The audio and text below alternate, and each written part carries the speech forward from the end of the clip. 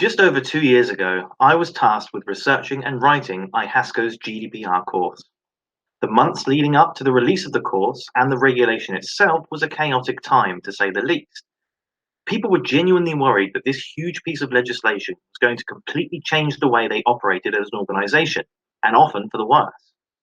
Today, I've been given an opportunity to reflect back on that time and some of the events that have happened since.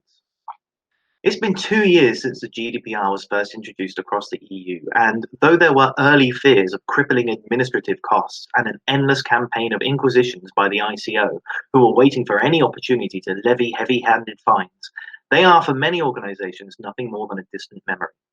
In fact, of the 22,181 data breaches reported since the regulation was introduced, the ICO has issued the grand total of one fine, hardly the multitude of multi-million pound penalties predicted 2 years ago. The fine itself was issued back in December 2019 to a London-based pharmacy who were fined £275,000 for what was described as their careless storage of over 500,000 documents containing sensitive health information. The ICO issued the company with an enforcement notice, which gave the pharmacy 3 months to make drastic changes or face further fines. Among the requirements of the notice was the need to provide mandatory data protection training to all their staff. Under the GDPR, employers are required to provide their staff with training on data protection and basic cybersecurity. And this, to me, is really the crucial point of the GDPR and one of its best achievements.